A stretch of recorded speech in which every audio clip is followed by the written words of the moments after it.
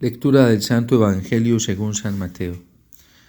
En aquel tiempo Jesús llamó a sus 12 discípulos y les dio autoridad para expulsar espíritus inmundos y curar toda enfermedad y toda dolencia. Estos son los nombres de los 12 apóstoles. El primero, Simón, llamado Pedro, y Andrés su hermano, Santiago, el de Zebedeo, y Juan su hermano, Felipe y Bartolomé, Tomás y Mateo el publicano, Santiago el de Alfeo y Tadeo, Simón el de Caná y Judas Iscariote el que lo entregó.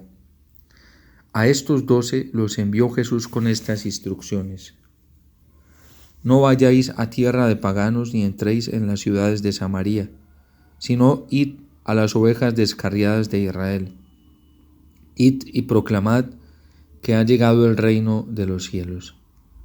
Palabra del Señor. Gloria a ti, Señor Jesús.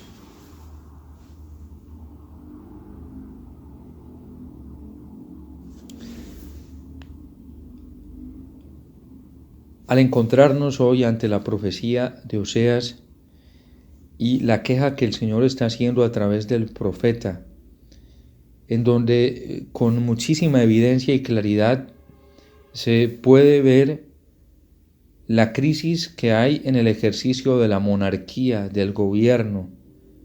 Y dice el Señor que los defectos del ejercicio de esta monarquía pues provienen de la infidelidad al Señor, de los pecados de Israel. Recordemos que la institución monárquica gubernamental había venido porque el pueblo le había pedido al Señor un rey. Ellos se obstinaron en pedir un rey, no según el deseo de Dios, sino según su propio deseo. Y Dios les dio un rey y les dio a Saúl. Saúl es el primer rey de Israel, pero no era un rey que había sido dado según los deseos de Dios, sino que fue un rey dado según los deseos del pueblo. En realidad fue un rey infiel, fue un rey que no obedeció la voluntad del Señor y fue un rey que trajo opresión también para el pueblo. El pueblo se había obstinado, pidió un rey y Dios ante su obstinación les da un rey. Luego viene David, que es un rey según el corazón de Dios, según el deseo de Dios. Es un rey que trae muchos beneficios para el pueblo, unifica al pueblo de Israel, y las bendiciones para este reinado fueron bendiciones impresionantes que se notaron en toda la nación. El pueblo claramente veía que a través de David Dios se manifestaba y Dios obraba en favor de su pueblo.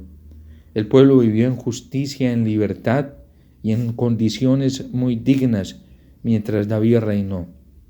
Pero luego David peca, comete 2 pecados, y por estas 2 faltas vienen consecuencias negativas para la nación. Luego con su hijo Salomón, que comienza a reinar en el pueblo de Israel, quien también peca, y aquí comienza la decadencia monárquica gubernamental para Israel. El origen y la causa de esta decadencia, no solo gubernamental o hablando en un sentido más análogo desde el ámbito político, la causa de esta decadencia proviene por el pecado, por la infidelidad de Israel. Y allí viene también incluso la decadencia y la crisis religiosa, porque así como se corrompe la monarquía, se corrompe el ámbito gubernamental y político, también se va corrompiendo poco a poco la sociedad y se pervierte o entra en crisis también el ámbito religioso del pueblo de Israel. Entra en crisis la misma vida social y entran en crisis todas las realidades de la sociedad del pueblo. A través del profeta Oseas nos hemos dado cuenta estos días que esta crisis que está viviendo el pueblo de Israel y que ya cada vez es más notoria, en palabras del profeta, es una crisis que solamente se puede solucionar volviendo a Dios. Precisamente el Salmo 104 hoy nos hace este llamado. ¿Cómo se soluciona esta crisis social, esta crisis política? ¿Cómo se soluciona esta crisis religiosa en donde el pueblo ya no está buscando a Dios, en donde el pueblo ya no confía a Dios, en donde los mandamientos de Dios no son el parámetro que impulse, que motive los criterios para decidir tanto en el ámbito gubernamental como en el ámbito religioso, en el ámbito social o en el ámbito cultural? Esta crisis solamente se soluciona, como diremos, a través del Salmo 104, buscando al Señor. Cantadle al Señor al son de instrumentos. Esta crisis se soluciona recurriendo al Señor y a su poder, buscando continuamente su rostro, recordando las maravillas que Él hizo, los prodigios, las sentencias que salieron de su boca. Hoy el Evangelio nos muestra claramente cómo Cristo instituye 12 apóstoles, elige 12 hombres, llama a 12 hombres y Él los capacita para el ejercicio del gobierno, los capacita para el ejercicio de la enseñanza y de la instrucción, los capacita también para el ejercicio de la administración santificante en medio de su pueblo. En cierto sentido, estos apóstoles, ya ordenados por el Señor, capacitados por el Señor, ungidos por el Señor, van a ser la manifestación del amor de Cristo Rey, el amor de Cristo Pastor, el amor de Cristo Juez, el amor de Cristo ungido, del Cristo Pantocrator, del Cristo Emperador sobre todas las naciones, que traerá el orden, establecerá la paz, traerá justicia para el pueblo.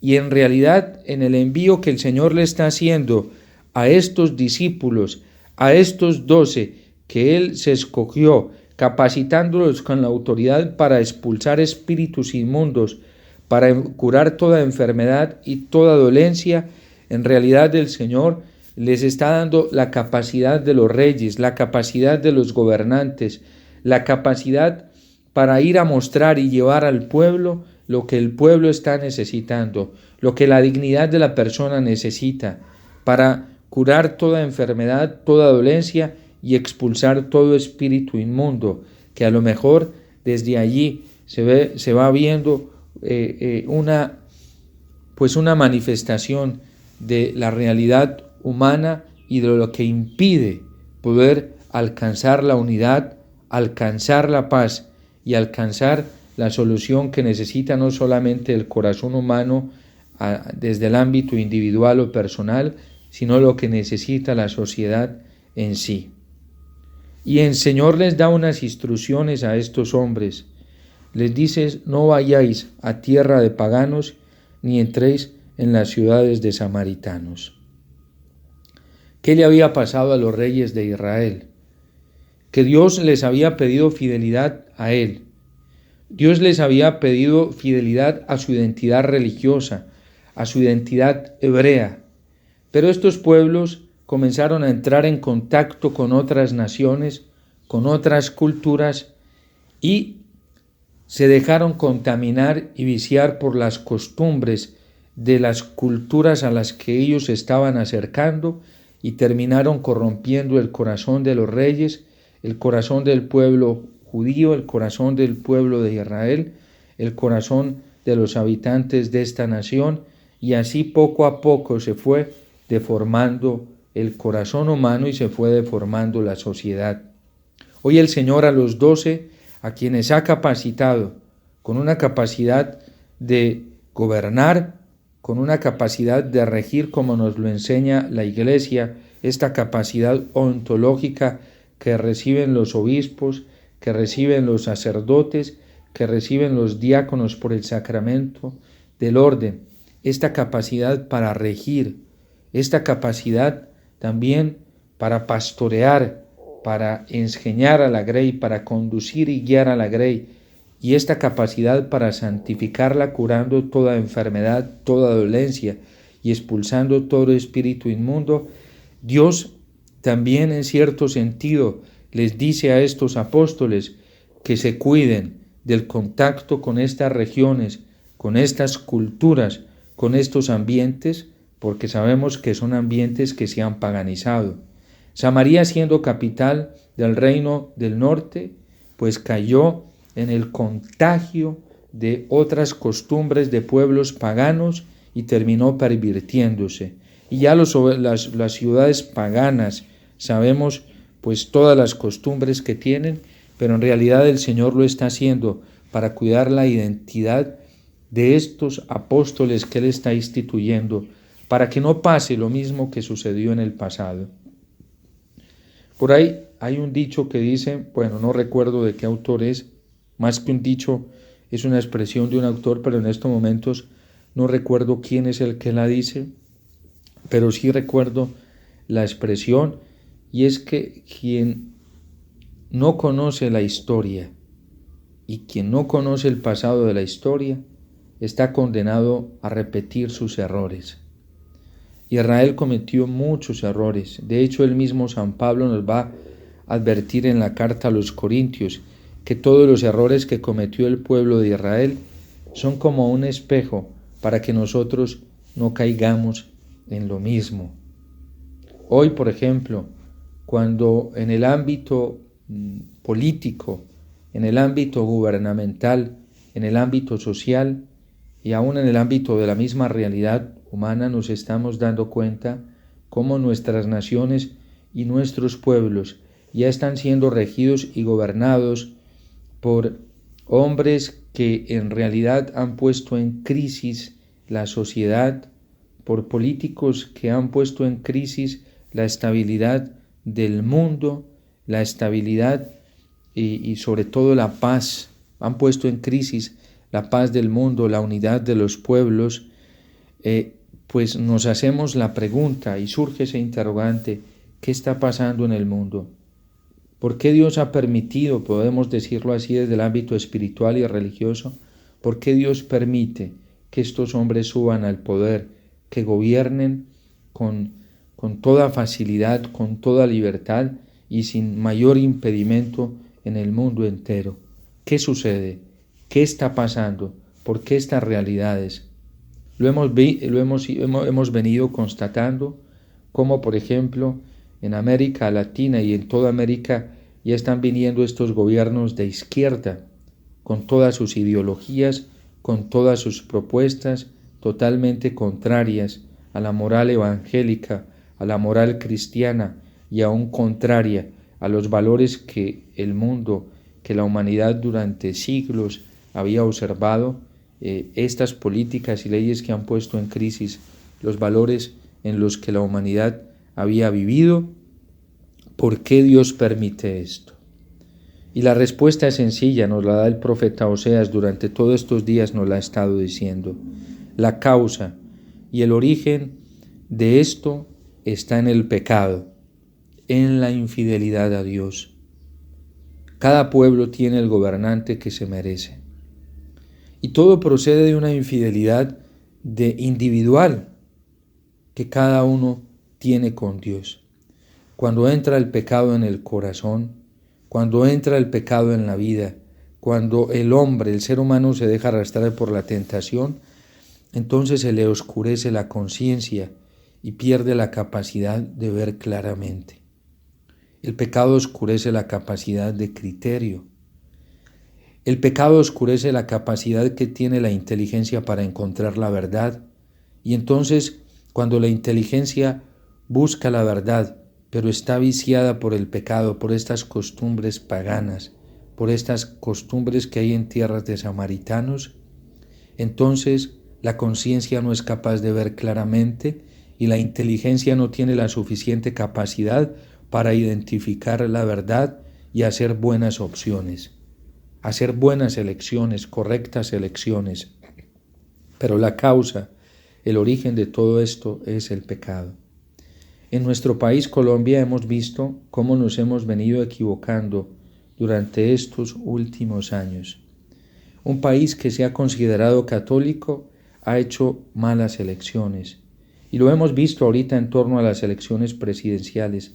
Tanta equivocación, tanto error, incluso tantas propuestas de nivel masivo que han puesto y han desestabilizado la democracia, han debilitado la capacidad de oposición que tenemos a todas estas ideologías, todos estos engaños, todos estos errores manifiestan que el error más grande está empezando en el corazón humano porque no estamos siendo fieles a Dios.